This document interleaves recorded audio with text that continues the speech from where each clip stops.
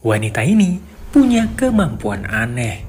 Dia bisa melihat garis-garis merah di atas kepala orang lain. Garis-garis itu menandakan berapa banyak dia sudah bercocok tanam dengan orang lain. Di balik kemampuan uniknya ini, ada banyak sekali kasus-kasus kematian dan juga pembunuhan misterius yang terjadi. Misteri apa yang sebenarnya terjadi di balik garis-garis aneh ini? Dan inilah Iceline.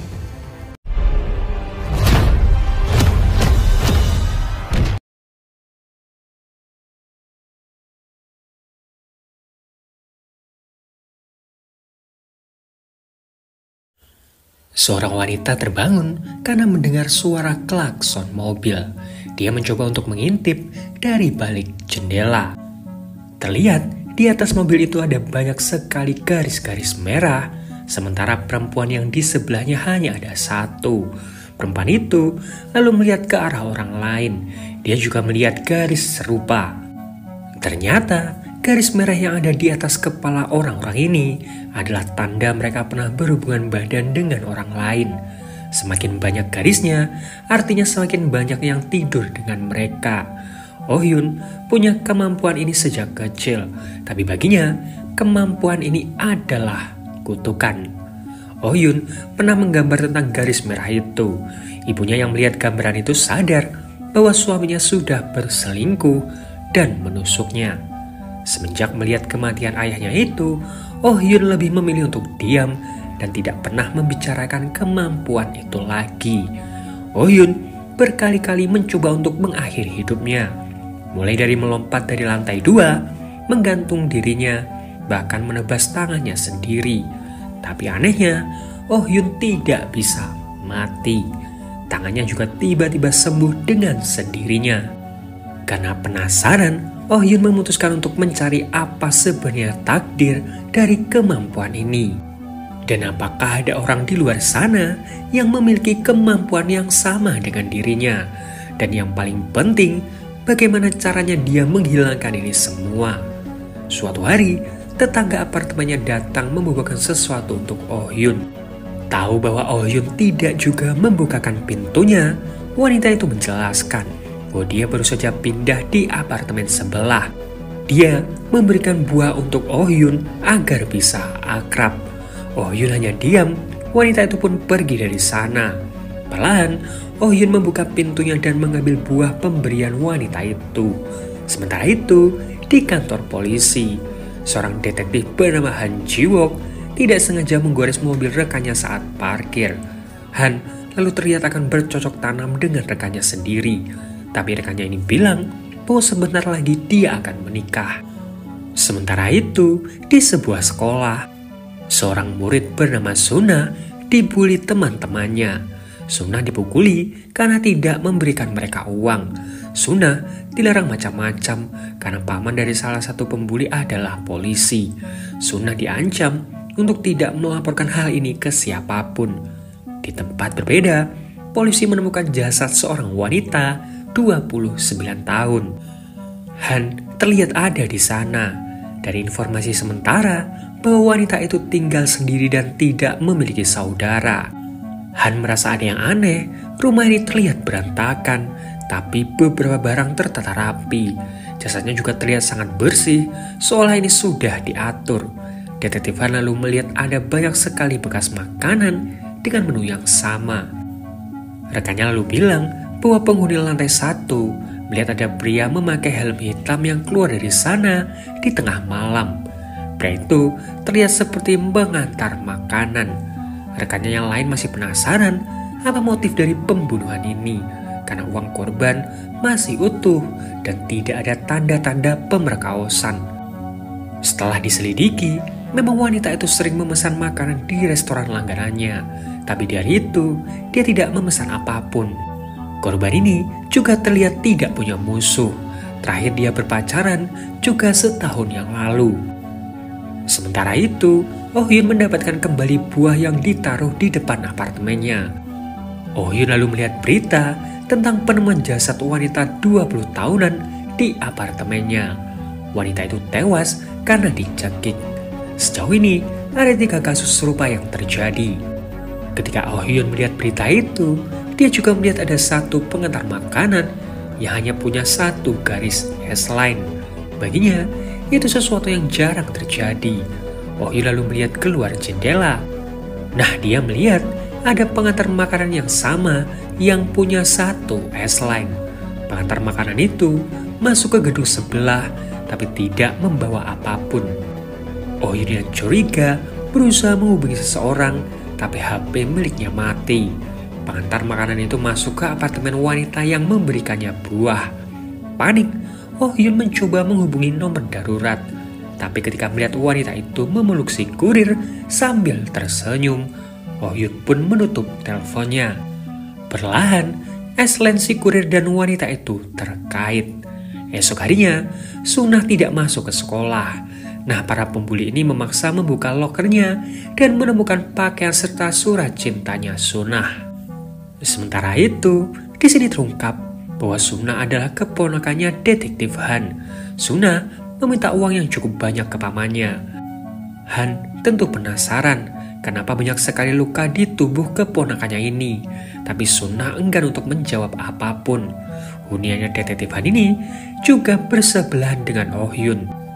Tiba-tiba rekannya menelpon dan bilang ada laporan masuk tadi malam tentang pria mencurigakan memakai helm hitam. Padahal penyelidikan tentang pria berhelm hitam itu belum disebar. Laporan itu berasal dari daerah Sinwudong, tepatnya di gedung B. Han tentu kaget karena itu gedung di seberang apartemennya.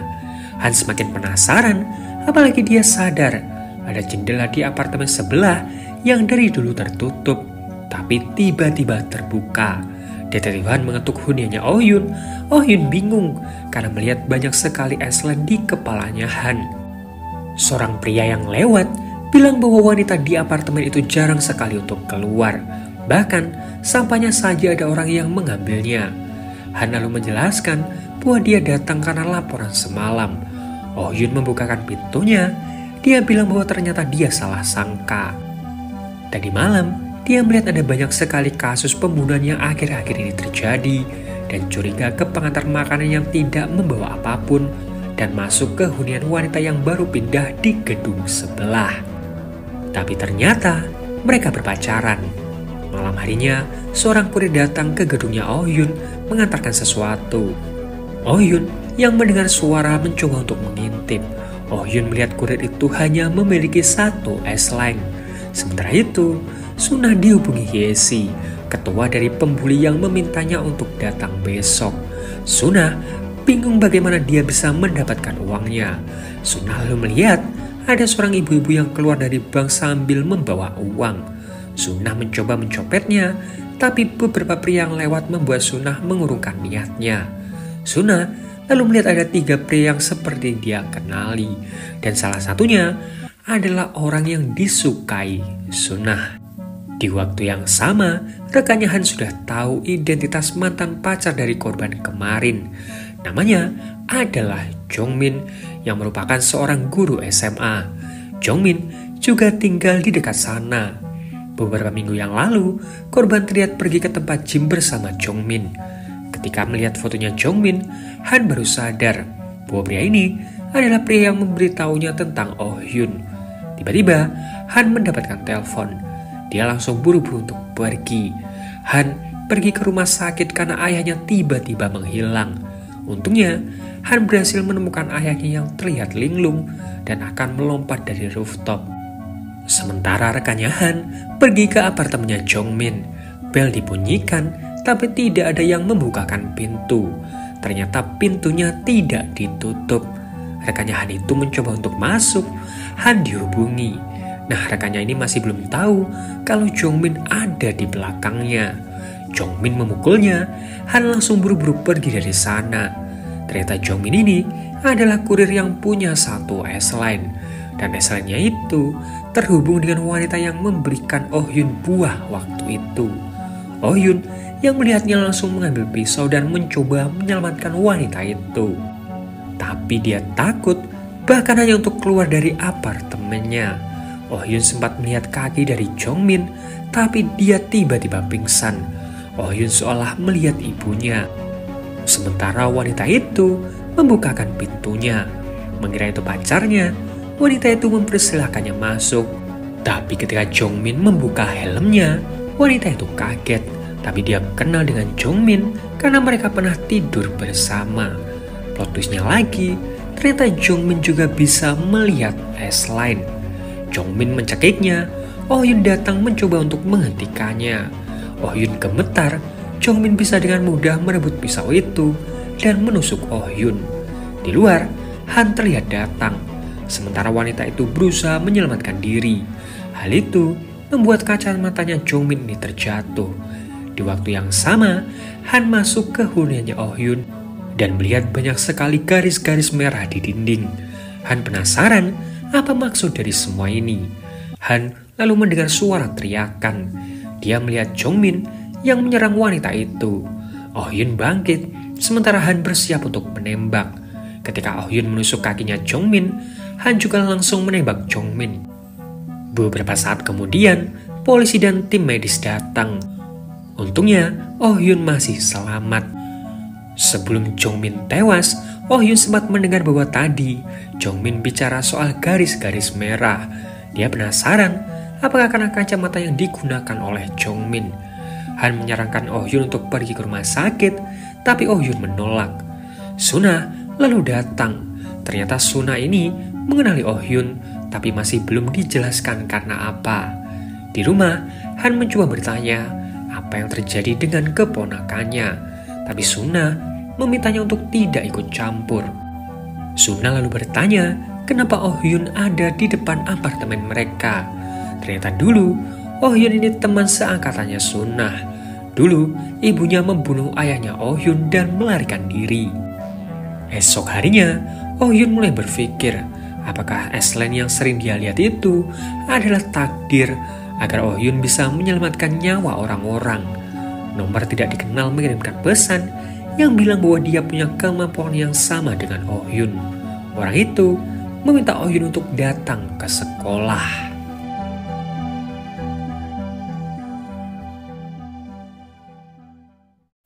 Oh Hyun berpikir tentang pesan yang dia terima tadi pagi.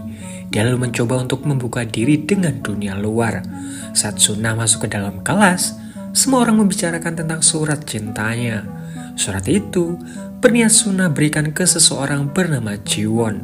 Suna lalu merebut surat tersebut dan Suna akhirnya dipukuli. Seorang guru bernama Gyujin lalu datang. Melihat hal itu, dia langsung melempar murid yang memukul Suna dan merobek surat cinta tersebut. Gyujin menanyakan apakah pembulian ini sering terjadi ke Suna. Suna tidak menjawab dan ingin segera pulang. Saat akan pulang, Suna melihat kacamata di dalam lokernya. Di kantor polisi, Han yang menulis laporan masih merasa ada yang janggal. Apa motif Jongmin ini melakukan semuanya? Huniannya Jongmin coba untuk diperiksa. Ada satu ruangan yang dipenuhi garis-garis merah. Di rumah, Suna melihat satu garis merah di kepalanya ketika menggunakan kacamatanya. Kakaknya lalu datang. Suna sangat kaget melihat banyak sekali garis di atas kepala kakaknya. Suna lalu keluar dan Oh Hyun sempat melihatnya. Suna masih bingung karena semua orang memiliki garis merah di kepalanya. Perlahan Suna jadi paham apa maksud garis-garis merah ini. Dia juga melihat ternyata Bu Guru Gyujin belum pernah sama sekali tidur dengan orang lain. Suna lalu melihat ketua pembuli yang garis merahnya tembus ke gedung sebelah. Suna mencoba untuk melihatnya. Ternyata ketua pembuli itu pernah tidur dengan salah satu guru. Oh Hyun masuk ke sekolahnya Suna. Semua orang bingung karena Oh Hyun tidak berkata sepatah kata pun. Di kantor polisi, Han yang masih penasaran mencoba melihat fotonya Jongmin. Dia lalu sadar bahwa Jongmin menggunakan kacamata. Kacamata itu coba untuk dicari, tapi Han tidak menemukannya. Han lalu pergi ke sekolah keponakannya. Di sana, dia bertemu dengan Bu Guru Gyujin. Han bertanya mengenai Jongmin karena dia mengajar di sekolah tersebut. Han bertanya apakah memang Jongmin ini orang yang memakai kacamata. Setahu Gyujin, dia tidak memakai kacamata. Sementara di atas, Sunah ditampar ketua pembuli. Sunah mencoba melawan. Ketua pembuli mengatakan bahwa dia akan mempermalukan Sunah lagi, tapi Sunah seolah menantang dan bilang bahwa yang seharusnya malu adalah si ketua pembuli. Sunah pun ditendang. Oh Hyun berteriak agar ketua pembuli itu untuk berhenti. Oh Hyun dicekik, tapi dia melawan dan menarik ketua pembuli itu untuk jatuh bersama dengan dirinya. Si ketua pembuli itu ketakutan.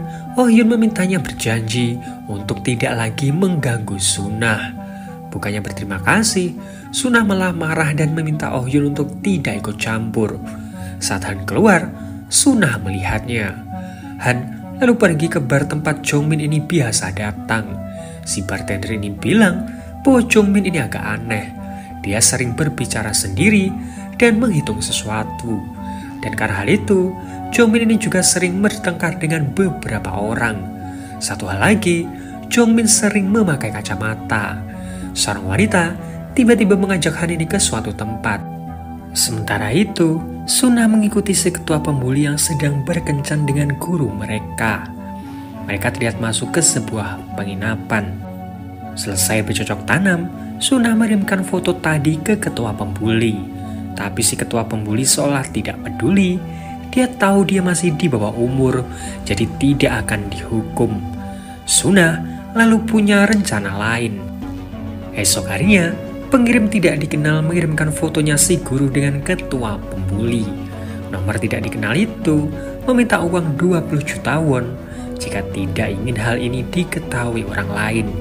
Si guru lalu menceritakan hal ini ke ketua pembuli. Si ketua bilang bahwa ini semua ulahnya Sunah. Mereka berdua masih bingung bagaimana Sunah ini bisa tahu tentang hal ini. Si guru juga mendapatkan foto-foto lain yang diselipkan di mejanya. Hidup Sunah terlihat berubah drastis. Dia jadi lebih periang. Oh Hyun melihat ada guru yang bertengkar soal foto. Oh Hyun mulai curiga dengan Sunah yang seolah terlihat senang. Hyun lalu sadar dengan kacamata yang digunakan oleh Sunah. Hyun menanyakan apakah Sunah melihat garis merah setelah memakai kacamata itu. Sunah kaget. Hyun lalu mengaku bahwa dia juga bisa melihat garis-garis itu. Sunah bilang bahwa kacamata itu dia dapatkan dari lokernya. Hyun ingin Sunah mengembalikannya karena kacamata itu terlalu berbahaya. Sunah melihat sendiri apa yang terjadi dengan Pak Guru Jongmin. Itu semua terjadi karena dia bisa melihat Aslan dengan kacamata itu. Sunah tidak peduli, kacamata itu miliknya sekarang. Sunah hanya ingin membalas pembulian yang dia terima selama ini. Sementara itu, guru tersebut kebingungan. Dia terus melihat foto yang dikirimkan Sunah. Sunah yang saat itu berjumpa dengan pacarnya, dikirimi pesan bahwa guru tersebut akan mengirimkannya uang. Sunah lalu pergi berkencan dengan pacar barunya itu. Terlihat dari belakang, ketua pembuli mengikuti mereka. Karena dulu, pacarnya Sunah ini pernah dekat dengan ketua pembuli. Nah ternyata, tadi ketua pembuli ini mendengar semua percakapan antara Hyun dan juga Sunah. Ketika Sunah asik berfoto, ketua pembuli langsung mengambil kacamata yang berada di tasnya Sunah. Ketua pembuli itu pun menggunakan kacamatanya dan bisa melihat Aslan orang lain. Tapi tiba-tiba dia ditarik seseorang. Sunah yang kebingungan menelpon Hyun dan menanyakan tentang kacamatanya. Dia lalu pergi ke atap sekolah dan menemui si guru. Si guru memohon karena dia memiliki istri dan juga anak. Jadi jika semua ini ketahuan, dia bisa saja dipecat. Terus ketika ketua pembuli itu membuli Sunah, kenapa semua guru seolah tutup mata? Apa karena pengaruh orang tua ketua pembuli? Si guru kembali memohon, dia akan memberikan uangnya. Tapi tiba-tiba, dia mendapatkan pesan dari istrinya yang sudah tahu semuanya. Si guru sangat marah ke Sunah karena mengirimkan hal itu ke istrinya. Hyun terlihat berlari menuju ke sekolah. Tapi dia melihat Sunah yang terjatuh dari lantai atas.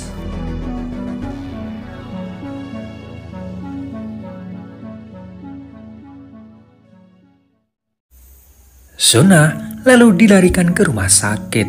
Han lalu datang dan masih tidak percaya dengan apa yang terjadi dengan keponakannya. Hyun bilang bahwa sebelumnya dia ditelepon oleh Sunah yang mengatakan akan pergi ke sekolah. Han penasaran kenapa malam-malam begini keponakannya ini pergi ke sekolah. Hyun tidak tahu, Sunah tidak menjelaskan apapun. Tapi yang Hyun yakin bahwa Sunah tidak mungkin bundir.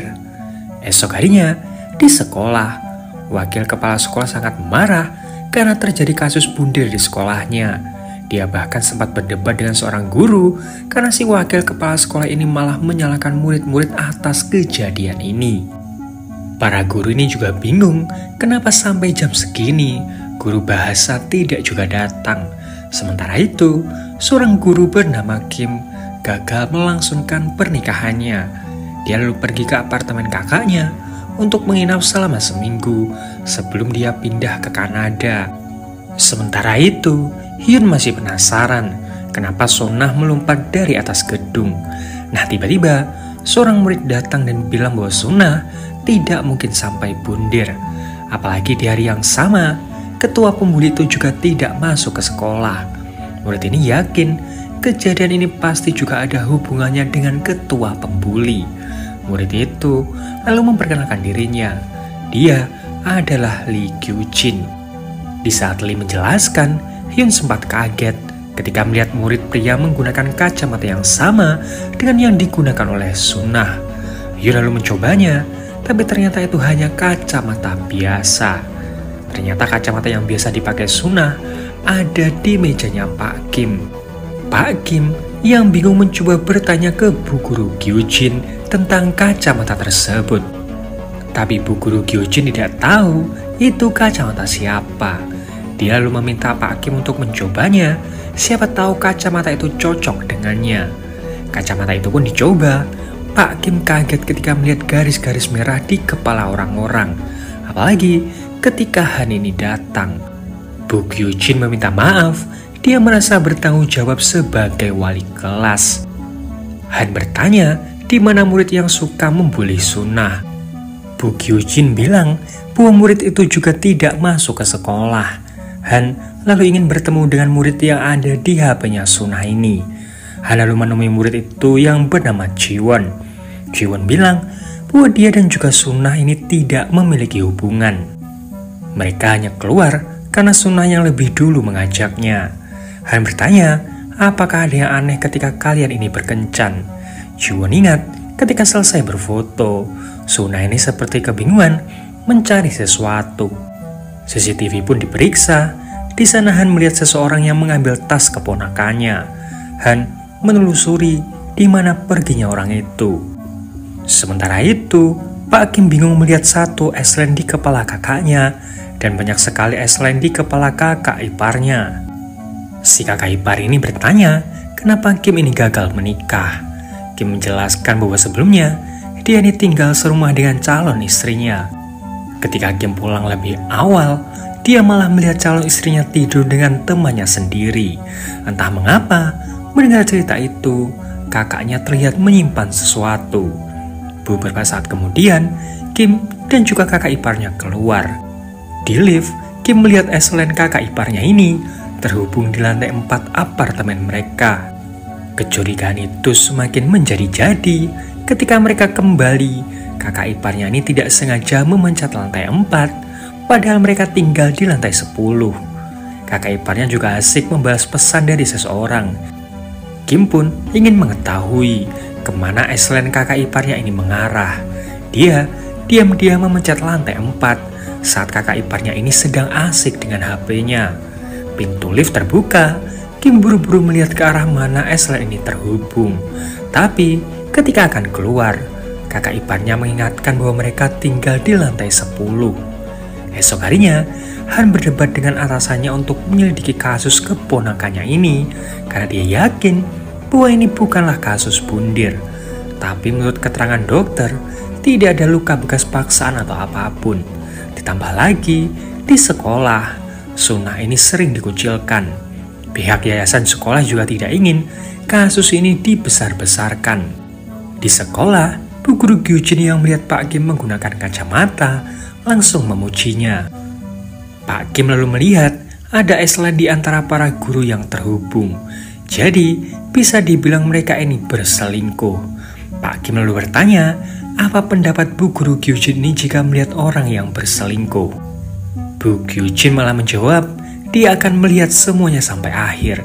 Dia menikmati drama itu layaknya dia melihat drama di TV. Siang harinya, saat di apartemen, Kim menemukan paket. Paket itu diantarkan ke apartemen kakaknya, tapi kakaknya bilang bahwa itu paket milik unit 401.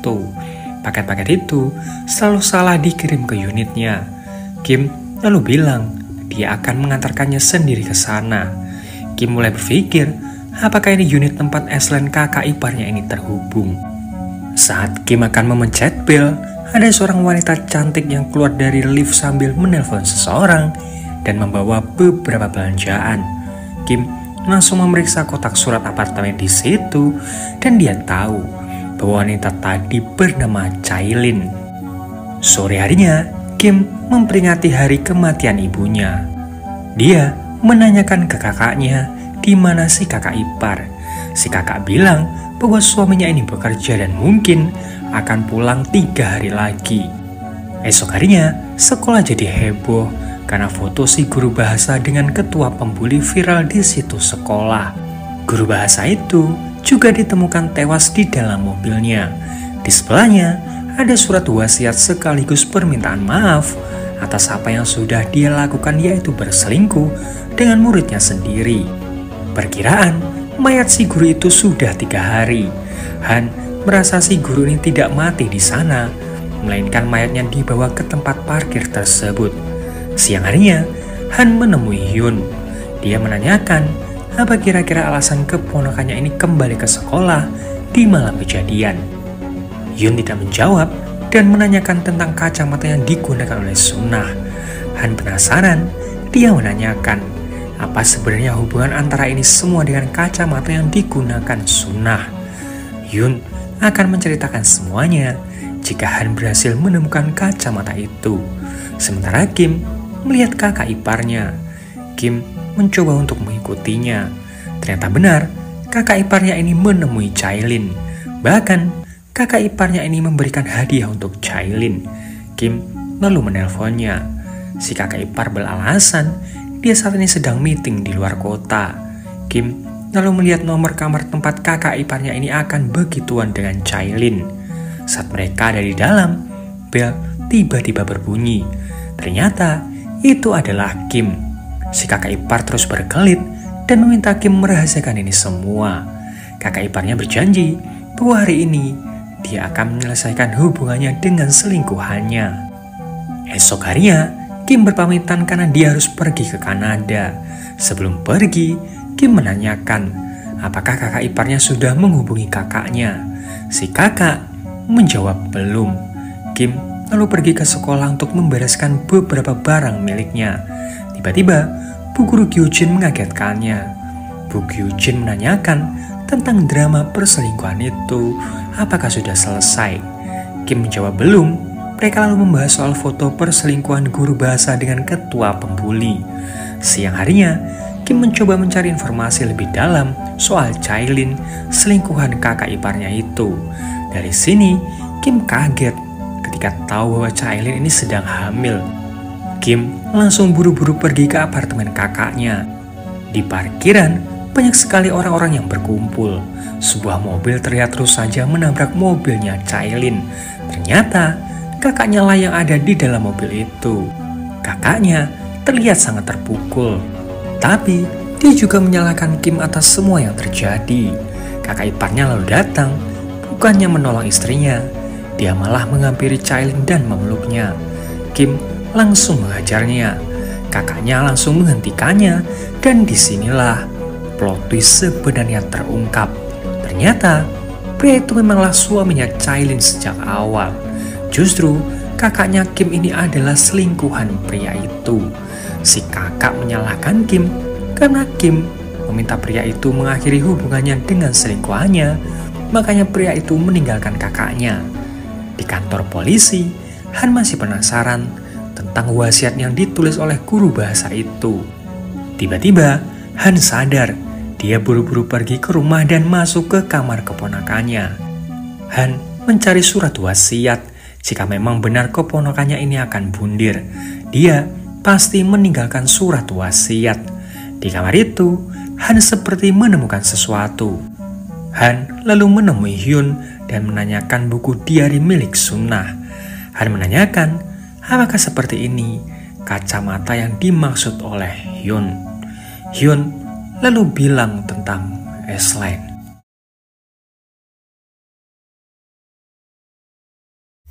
Jadi, S-Line ini adalah garis-garis merah yang menghubungkan orang-orang yang pernah begituan.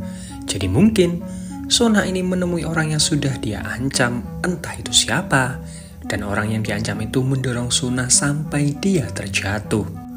Han lalu menanyakan, apakah mungkin kacamata itu ada lebih dari satu? Karena kasus serupa yang dilakukan Jongmin ini juga terjadi di beberapa tempat. Hyun tidak tahu pasti, bahkan dia tidak tahu tentang kekuatannya ini. Esok harinya, Hyun bermimpi Sunah meninggal. Hal itu membuat guru menegurnya. Si ketua kelas yang tertarik kepada Hyun mulai mengkhawatirkannya.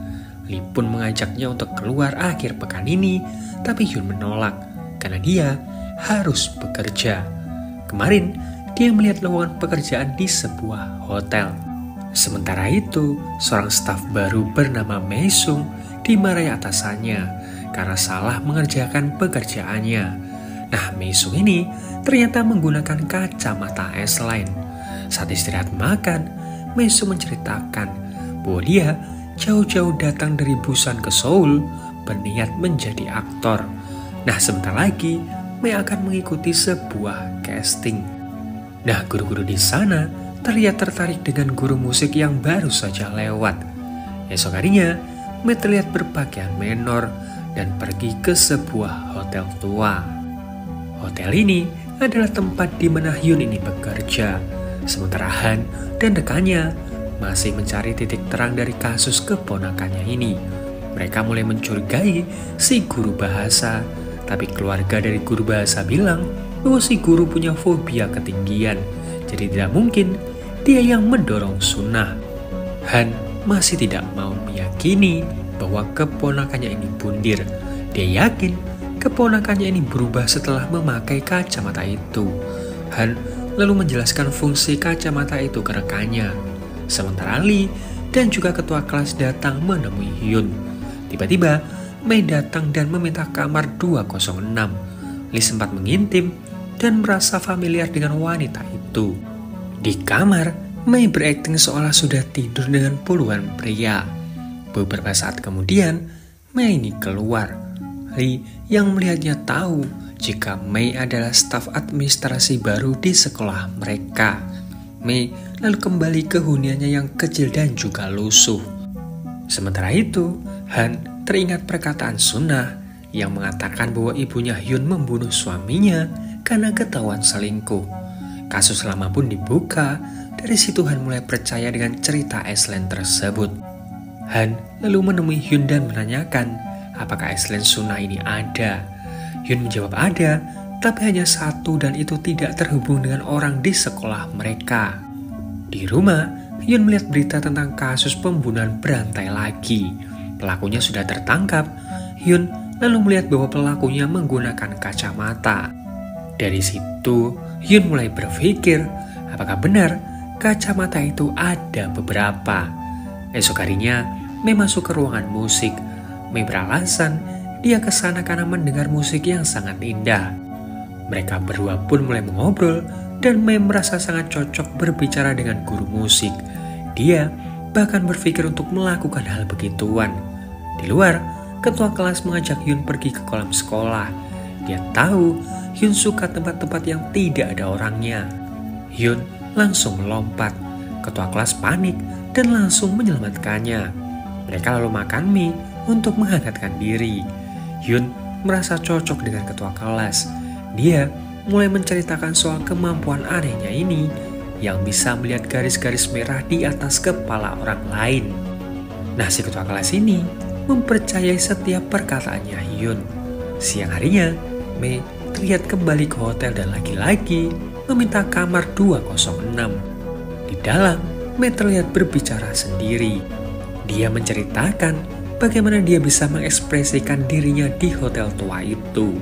Dulu, secara tidak sengaja, dia menemukan kacamata di hotel tersebut dan dari situlah dia mulai melihat S-Line.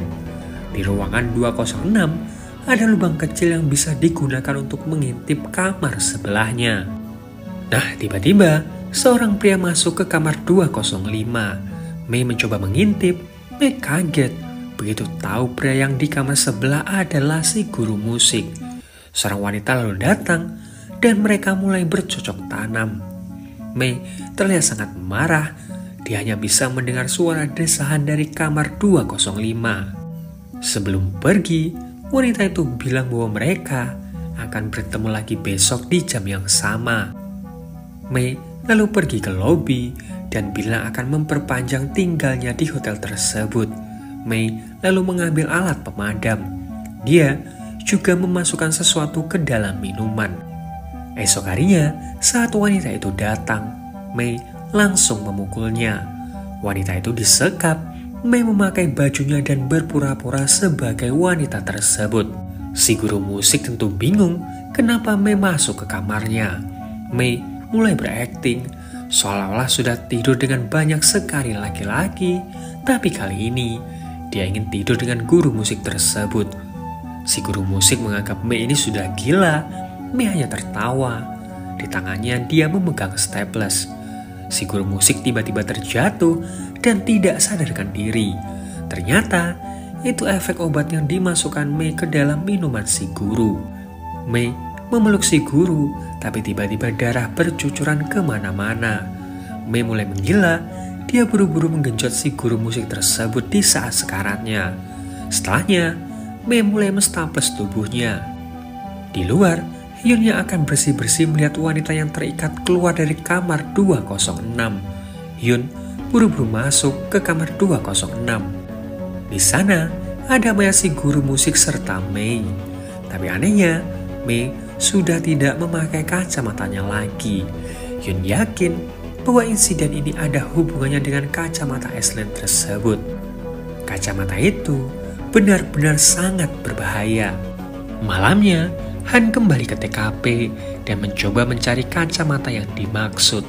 Han pun menemukannya dan mencoba untuk memakainya. Han kaget begitu melihat banyak sekali S-Line di atas kepalanya.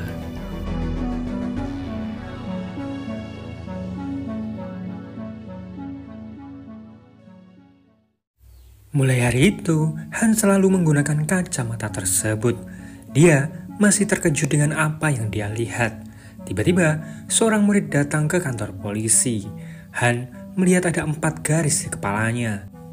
Han lalu teringat dan langsung membawa Jiwon ke rumah sakit untuk menemui adiknya. Han cuma ingin memastikan apakah benar Jiwon tidak pernah bercocok tanam dengan sunnah. Dan ternyata benar apa yang dikatakan Jiwon. Di grup yang berisi Lee, ketua kelas dan juga Hyun, Lee bilang dia akan merayakan ulang tahunnya Hyun. Cuma Hyun menolak karena dia tidak pernah merayakan ulang tahunnya. Si ketua kelas mengirimkan pesan yang meminta untuk bertemu sebelum datang ke acara pesta. Nomor tidak dikenal juga mengirimkan pesan perayaan ulang tahunnya Hyun, dan Hyun diminta untuk datang ke sekolah. Di sekolah, Hyun masih memikirkan soal pesan dari nomor tidak dikenal. Tiba-tiba, murid bernama Jina datang dan beberapa murid mulai membicarakannya secara diam-diam. Di kantor polisi, rekannya Han melapor tentang kasus kekerasan seksual yang baru saja terjadi. Ternyata, laporan itu dari Jina. Seminggu yang lalu, Jina ini datang ke rumah kenalannya yang dia kenal saat trainer idol. Di sana, dia minum-minum sampai tidak sadarkan diri. Begitu sadar, Jina melihat CD-nya yang terpasang terbalik dan kenalannya ini sudah pergi dari sana. Jina bilang bahwa sebelumnya dia ini masih perawan. Han lalu melihat ada 4 S-Line di kepalanya Jina. Dia merasa Jina ini berbohong. Esok harinya, Han pergi ke sekolah. Han sempat bertemu dengan Bu Guru Gyujin. Han pun meminta Bu Gyujin untuk mempertemukannya dengan Hanyul, kenalannya Gina yang diceritakannya tempo hari. Han melihat ada satu Eslen di kepalanya Hanyul. Ketika dimintai kesaksian, Hanyul hanya bilang bahwa dia tidak tertarik sama sekali tidur dengan Gina. Saat akan pulang, Han bertemu dengan Hyun. Hyun yang sadar dengan kacamatanya Han meminta Han untuk segera menyerahkannya. Han menolak karena ini termasuk barang bukti. Apalagi ketika memakainya, Han jadi tahu pandangan para tersangka ini terhadap dunia. Hyun sekali lagi mengingatkan bahwa kacamata itu terlalu berbahaya karena setiap kematian selalu menyertai kacamata itu. Bu Gyujin tiba-tiba datang dan Hyun langsung pergi. Nah, di sini terungkap bahwa Bu Gyujin ini punya kemampuan yang sama dengan Hyun, yaitu bisa melihat Eslen dengan matanya sendiri. Han dan rekannya lalu pergi ke tempat trainer idol tersebut. Menurut kesaksian manajer di sana, bahwa Gina ini orang yang tidak mau berusaha. Padahal Gina ini terlihat tidak punya bakat sama sekali menjadi idol.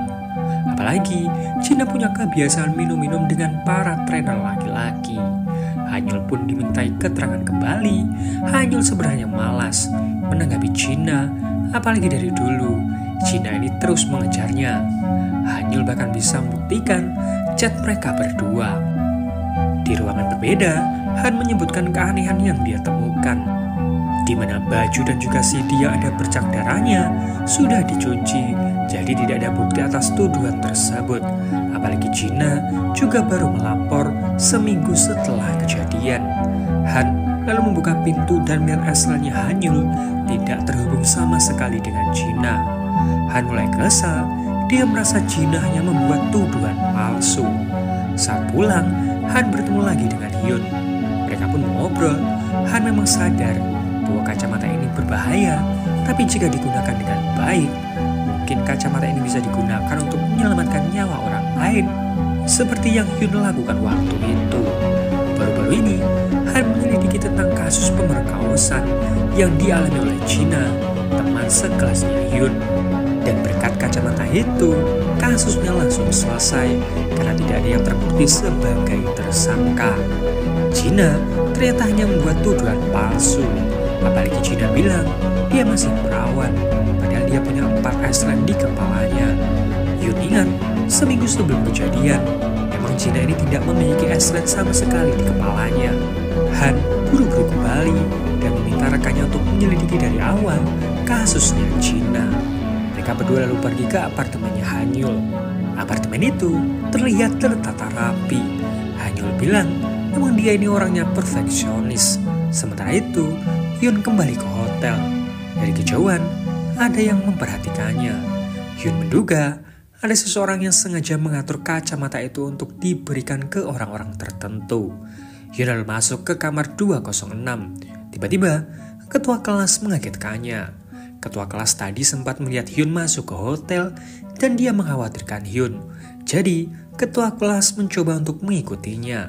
Singkat cerita, mereka berdua berciuman. Sementara itu, Han dan juga rekannya mencari sesuatu di tumpukan baju bekas. Han lalu menemukan sesuatu yang dibungkus plastik. Ternyata, itu adalah spray milik Hanyul. Dari mana Han tahu?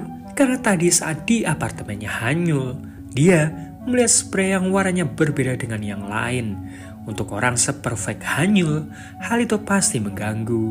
Jadi jika dia tidak memasang spray yang warnanya sama, artinya ada sesuatu dengan spray tersebut. Apalagi sampai membuangnya. Tapi yang masih membuat Han ini bingung, kenapa Eslen di kepalanya Hanyul tidak terhubung dengan Gina. Esok harinya, Hanyul dimintai keterangan kembali. Hanyul menjawab mungkin darah itu adalah darah haid milik Gina. Kenapa spray itu dibuang? Karena Hanyul tidak suka memakai sesuatu yang sudah dipakai orang lain. Hanyul juga bilang bahwa di malam itu Gina yang merengek-rengek ingin datang ke huniannya. Dia ingin minum-minum dan Gina menghabiskan semua minuman itu sendiri. Hanyul memintanya untuk pulang, tapi Gina malah menolak dan ingin minum lagi. Jadi Hanyul membelikannya minuman di minimarket. CCTV minimarket pun dicek dan benar apa yang dikatakan oleh Hanyul. Masalahnya di apartemennya Hanyul hanya ada CCTV di parkiran. Nah, Han melihat ada 4 laki-laki yang lewat, tapi setelah mereka kembali, masing-masing dari mereka garis S-line-nya bertambah. Esok harinya, Hyun melihat garis S-line-nya Jina terhubung dengan keempat teman sekolahnya. Hyun mencoba menghubungi Detektif Han, tapi ternyata Detektif Han sudah ada di sana.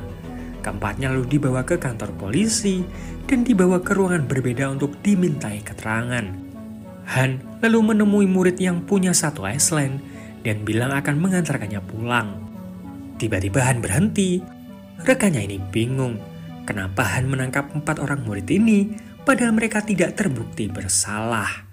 Han tidak mau menjelaskan. Dia hanya meminta rekannya untuk mengintimidasi murid yang ada di mobilnya. Murid itu pun mencoba kabur dan dia berhasil ditangkap. Murid itu memohon untuk dilepaskan karena dia merasa tidak melakukan apapun. Tapi Han malah bilang bahwa dia sudah membebaskan ketiga temannya. Tapi kenapa murid itu tidak? Karena dialah tersangkanya. Murid itu panik, dia sampai menangis.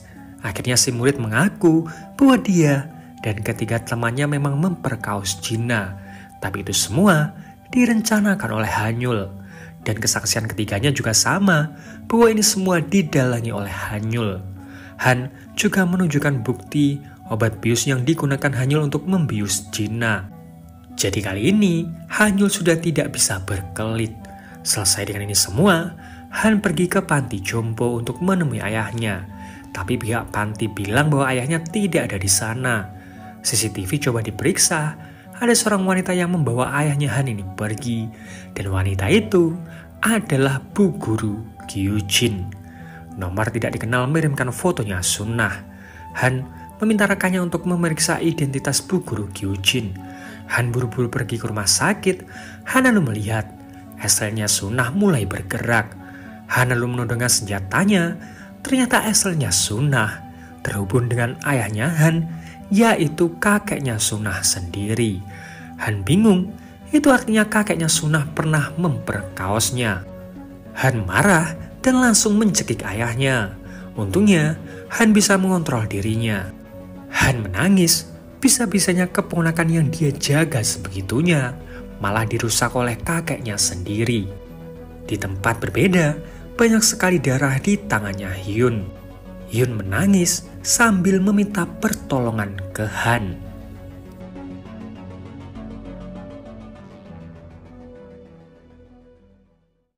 Di sebuah kafe, seorang barista bernama Jun terkejut melihat video di HP-nya. Video itu berisi Jun yang sedang bercocok tanam. Saat Jun pergi ke kampus, ternyata teman-temannya yang lain sudah melihat video tersebut. Jun tidak bisa apa-apa selain meratapi hidupnya. Jun bahkan berpikir untuk bundir. Untungnya, Bu Gyujin menyelamatkannya. Bu Gyujin lalu memberikan kacamata itu ke Jun. Bu Gyujin bilang bahwa kacamata itu dia temukan di lantai. Di tempat berbeda, Hyun janjian bertemu dengan ketua kelas. Mereka berdua lalu pergi ke hotel. Ketua kelas terlihat sangat canggung, tapi dia berusaha untuk memberanikan diri. Hyun bersedia menyerahkan keperawanannya untuk ketua kelas. Selain mereka pun akhirnya terhubung. Saat akan pulang, ketua kelas meminta Hyun untuk menunggu karena dia akan membelikan sesuatu. Hyun melihat ke arah kaca. Teriakan terdengar dari kejauhan. S-line di kepalanya Hyun tiba-tiba menghilang. Semua orang berkumpul. Hyun kaget ketika melihat ketua kelas tewas karena tertimpa besi. Hyun menyalahkan dirinya. Dia merasa hidupnya ini dikutuk karena semua orang yang dekat dengannya ini mati. Nomor tidak dikenal mengirimkan video Lee disekap di sebuah tempat. Itulah alasan Hyun meminta bantuannya Han. Hyun lalu cerita bahwa setiap hari ulang tahunnya ada seseorang yang selalu mengirimkan kartu ucapan. Tapi sampai sekarang, Hyun tidak pernah tahu siapa pengirimnya. Awalnya, Hyun mengira itu dari ibunya. Sampai Hyun sadar, ada seseorang yang selalu menunggu hari ulang tahunnya Hyun untuk melakukan sesuatu. Hyun menunjukkan video Lee ini disekap, serta ucapan agar Hyun pergi ke sekolah. Han mencoba berpikir, jika semua permasalahan ini berada di sekolah, artinya pelakunya adalah orang sekolah. Han lalu ingat tentang video CCTV saat Bu Gyujin membawa pergi ayahnya. Identitas Bu Gyujin juga sudah diselidiki dan tidak ada guru bernama Gyujin di sekolah. Mereka berdua lalu pergi ke sekolah. Hyun lari duluan dan Han kehilangan jejaknya. Hyun langsung menyelamatkan Lee, tapi Lee bilang bahwa Hyun lah yang memintanya pergi ke sekolah. Mereka berdua lalu keluar, tapi tidak melihat Han, begitu juga sebaliknya. Seolah mereka berada di dimensi yang berbeda. Hyun mencoba untuk menuruni tangga, tapi dia selalu kembali ke ruangan yang sama. Han memutuskan untuk pergi ke rooftop. Hyun mendengar suara pintu ditutup dari lantai atas. Mereka berdua pun memutuskan untuk pergi ke rooftop. Han masuk ke sebuah tempat aneh. Di depannya ada banyak orang-orang berbaju putih berkumpul. Salah satunya adalah Jun, barista yang diberikan kacamata oleh Gyujin. Setelah mendapatkan kacamata itu dan didoktrin oleh Gyujin, Jun mulai membunuh semua orang-orang yang pernah bercocok tanam dengan dirinya. Kali ini, Jun akan membunuh orang terakhir yang asalnya terhubung dengan dirinya. Dengan santainya, Jun membunuh pacarnya sendiri. Sementara itu, Lee ternyata memakai kacamata Aislinn. Nah, dia diberitahu oleh seseorang jika Hyun mati di hari ulang tahunnya, maka semua orang akan bisa melihat Aislinn bahkan tanpa bantuan kacamatanya. Dan orang yang mengatakannya adalah Bu Guru Gyujin. Nah, ternyata Bu Gyujin ini punya jutaan Aislinn di kepalanya. Dia bisa dengan mudah menghilangkan Aislinn itu. Kali ini, dia akan mengorbankan ayahnya Han. Gyujin memberikan pisau itu ke Han dan meminta Han untuk membalaskan dendamnya Sunnah. Pisau itu diambilnya, tapi Han malah akan menyerang Gyujin. Gyujin membanting Han dan merebut pisaunya. Gyujin lalu membunuh ayahnya Han. Han menembaknya berkali-kali, tapi peluru itu tidak mempan terhadapnya. Han lalu dicekik. Di sini terungkap bahwa Gyujin lah yang mendorong Sunnah dari lantai atas. Hal itu dilakukan agar Han masuk ke perangkapnya Gyujin. Di luar, Lee mencekik Hyun. Hyun melempar kacamata itu dan menghancurkannya. Lee seketika langsung tersadar. Darah yang ada di pipinya Hyun mulai keluar. Hyun lalu masuk ke dimensinya Gyujin. Hyun menanyakan apa alasannya Gyujin ini melakukan ini semua. Gyujin menjelaskan bahwa kekuatan yang dimiliki Hyun ini bukanlah kutukan melainkan berkah. Bagi Hyun, itu tetaplah kutukan karena orang-orang terdekatnya mati. Tapi Gyujin bilang dia sudah membuktikannya. Saat kacamata itu diberikan ke beberapa orang, mereka sangat senang bisa memiliki sedikit kekuatan itu. Orang-orang berbaju putih itu pun mulai membentuk lingkaran. Gyujin menebas Hyun, tapi ibunya melindunginya. Ternyata selama ini, ibunya Hyun ini terjebak di dimensi yang dibuat oleh Gyujin, karena dulunya dia melihat dengan kacamata itu. Jadi, itu semua bukanlah salahnya Hyun. Hyun berlari ke arah Gyujin, tapi Gyujin langsung menusuknya. Darah milik Hyun mulai terbang ke atas menuju ke bumi. Darah itu pun mulai membentuk garis-garis merah. Kematian Hyun akan membuat semua orang yang ada di bumi bisa melihat garis Aislinn langsung. Dengan kekuatannya Gyujin, darahnya Hyun mulai disebarkan ke seisi bumi. Hyun lalu bangkit dan menusuk Gyujin, tapi Gyujin bilang ini semua sudah terlambat. Dia sudah menunaikan tugasnya. Gyujin tewas dan semua orang tiba-tiba tersadar. Hyun lalu tersadar, Lee membantunya, dan Hyun melihat Han yang masih linglung. Semua orang kini bisa melihat Aislinn di kepala setiap orang. Awalnya mereka bingung, tapi perlahan mereka mulai sadar apa maksud garis-garis itu. Kehidupan semua orang mulai berubah. Mereka menutup wajah mereka dengan masker atau helm untuk menutupi aib-aib mereka. Sekarang semakin banyak garis Aislinn di kepala mereka, maka semakin malu juga mereka menunjukkan identitas, begitu juga sebaliknya. Hyun masih belum menemukan jawaban, kenapa kemampuan bisa melihat Aislinn ini ada. Suna mulai tersadar dari komanya. Suatu hari, ketika Hyun pergi ke pemakaman ketua kelas, Hyun seperti mendengar suara orang memanggilnya. Dan orang itu adalah Bu Gyujin. Dan film pun berakhir. Nah, itu tadi alur drama Korea yang berjudul Aislinn. Benar kan seperti dugaanku di awal, bahwa Bu Gyujin ini pasti dalang di balik semua ini. Buat yang masih bingung siapa Bu Gyujin ini, kalau menurutku Bu Gyujin ini entitas asing, entah itu roh atau apalah. Kenapa dia ingin semua orang bisa melihat Aislinn, belum terjawab juga di film. Tapi kalau dilihat bagaimana Bu Gyujin ini menikmati setiap dia memberikan kacamata itu ke orang lain dan berakhir tragis, seolah Bu Gyujin ini menikmati drama yang terjadi. Apa alasan adanya kemampuan Aislinn ini? Kalau menurut kalian apa coba? Komen di bawah. Seperti biasa, like kalau kalian suka, dislike kalau enggak, subscribe kalau belum. Sampai jumpa di video yang lain. Dijum.